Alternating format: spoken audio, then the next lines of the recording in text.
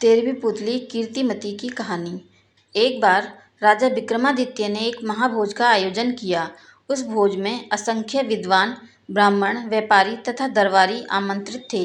इस भोज के मध्य में इस बात पर चर्चा चली कि संसार में सबसे बड़ा दानी कौन है।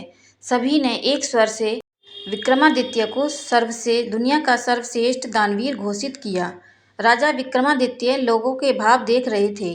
तभी उनकी नज़र एक ब्राह्मण पर पड़ी जो अपनी राय नहीं दे रहा था, लेकिन उसके चेहरे पर भाव से स्पष्ट प्रतीत होता था कि वह सभी लोगों के विचार से सहमत नहीं है। विक्रम ने उससे उसकी चुप्पी का मतलब पूछा तो वह डरते हुए बोला कि सबसे अलग राय देने पर कौन उसकी बात सुनेगा। राजा ने उसका विचार पूछा तो वह बोला कि वह असमंजस की स्थिति में पड़ा हुआ है। अगर वह सच नहीं बताता तो उसे झूठ का पाप लगता है और सच बोलने की स्थिति में उसे डर है कि राजा का कोपभाजन बनना पड़ेगा। अब विक्रम की जिज्ञासा और बढ़ गई। उन्होंने उसकी स्पष्टवादिता की भूरी भूरी प्रशंसा की तथा उसे निर्भय होकर अपनी बात कहने को कहा। तब उसने कहा कि महाराज, विक्रमादित्य बहुत बड़े दानी हैं, यह बात सत्य है, पर इस भूलोक पर सबसे बड़े दानी नहीं। यह सुनते ही सब चौंके। सबने विस्मित होकर पूछा, क्या ऐसा हो सकता है? उस पर उस ब्राह्मण ने कहा कि समुद्र पार एक राज्य है जहाँ का राजा कीर्तिध्वज जब तक 1,00,000 स्वर्ण मुद्राएं प्रतिदिन दान नहीं करता तब तक अन्न जल भी ग्रहण नहीं करता। अगर यह बात असत्य प्रमाणित होती है तो वह ब्राह्मण कोई भी दंड पाने को तैयार था। राजा के विशाल भोज कक्ष में निस्तब्धता छा गई। ब्राह्मण ने बताया कि कीर्तिध्वज के राज्य में वह कई दिनों तक रहा और प्रतिदिन स्वर्ण मुद्राएं लेने गया। सचमुच ही कीर्तिध्वज 1,00,000 स्वर्ण मुद्राएं दान करके ही भोजन ग्रहण करता है। यही कारण है कि भोज में उपस्थित सारे लोगों की हाँ में हाँ उसने नहीं मिलाई। राजा विक्रमादित्य ने ब्राह्मण की स्पष्टवादिता से प्रसन्न हो गए और उन्होंने उसे पारितोषिक देकर सादर विदा किया। ब्राह्मण के जाने के बाद राजा विक्रमादित्य ने साधारण वेश धरा और दोनों बेतालों का स्मरण किया। जब दोनों बेताल उपस्थित हुए तो उन्होंने समुद्र पार राजा कीर्तिध्वज के राज्य में पहुंचा देने को कहा। बेतालों ने पलक झपकते ही उन्हें वहां पहुंचा दिया। कीर्तिध्वज के महल के द्वार पर पहुंचने पर उन्होंने अपना परिचय उज्जैनी नगर के एक साधारण नागरिक के रूप में दिया तथा कीर्तिध्वज से मिलने की इच्छा जताई। कुछ समय बाद जब वे कीर्तिध्वज के सामने उपस्थित हुए तो उन्होंने उसके यहाँ नौकरी की मांग की। कीर्तिध्वज ने जब पूछा कि वे कौन सा काम कर सकते हैं तो उन्होंने कहा, जो कोई नहीं कर सकता वह काम वे करके दिखाएंगे। राजा कीर्तिध्वज को उनका जवाब पसंद आया और विक्रमादित्य को उसके यहाँ नौकरी मिल गई। वे द्वारपाल के रूप में नियुक्त हुए।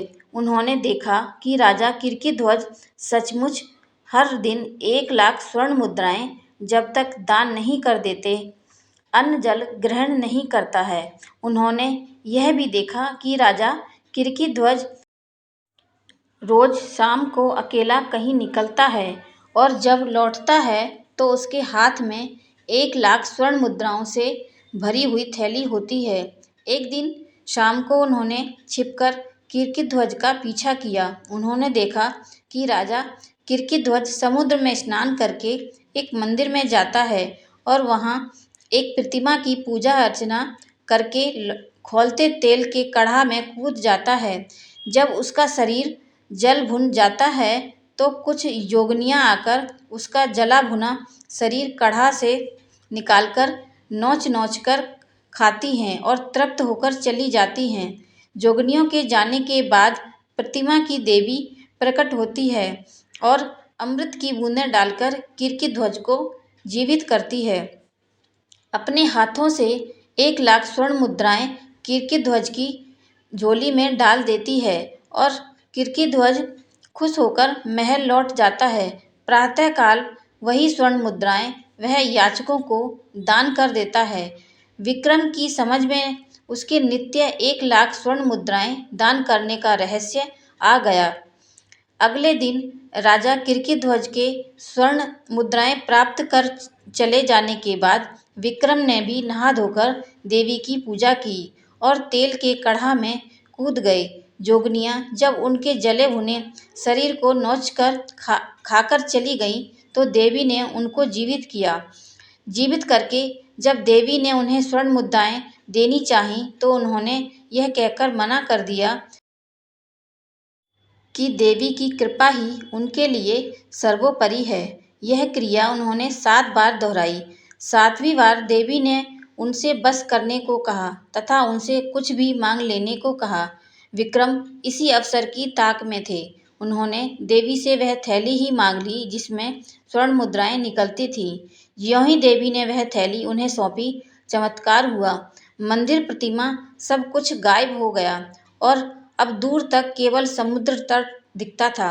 दूसरे दिन जब कीर्तिध्वज वहां आया तो बहुत निराश हुआ। उसका वर्षों का 1 लाख स्वर्ण मुद्राएं दान करने का नियम टूट गया। वह अन्न जल त्याग कर अपने कक्ष में असहाय पड़ा रहा। उसका शरीर क्षीण होने लगा। जब उसकी हालत बहुत अधिक बिगड़ने लगी तो विक्रम उसके पास गए और उसकी उदासी का कारण जानना चाहा। उसने विक्रम को जब सब कुछ खुद बताया तो विक्रम ने उसे देवी वाली थैली देते हुए कहा कि रोज रोज कढ़ा में उसे कूदकर प्राण गंवाते देख वे द्रवित हो गए, इसलिए उन्होंने देवी से वह थैली ही सदा के लिए प्राप्त कर ली। यह थैली राजा कीर्तिध्वज को देकर उन्होंने उस वचन की भी रक्षा कर ली जो देकर उन्हें कीर्तिध्वज के दरबार में नौकरी मिली थी। उन्होंने सचमुच वही काम कर दिखाया जो कोई भी नहीं कर सकता था। जब कीर्तिध्वज ने उसका परिचय पाकर उन्हें सीने से लगाते हुए कहा कि वे सचमुच इस धरा पर सर्वश्रेष्ठ दानवीर हैं, क्योंकि उन्होंने इतनी कठिनाई के बाद प्राप्त स्वर्ण मुद्रा प्राप्त करने वाली थैली ही बेझिझक दान कर दी, जैसे कोई तुच्छ चीज़ हो। मेरी ये कहानी आपको कैसी लगी मुझे कमेंट करके ज़रूर बताएं और मेरे चैनल को लाइक, शेयर और सब्सक्राइब ज़रूर करें। धन्यवाद।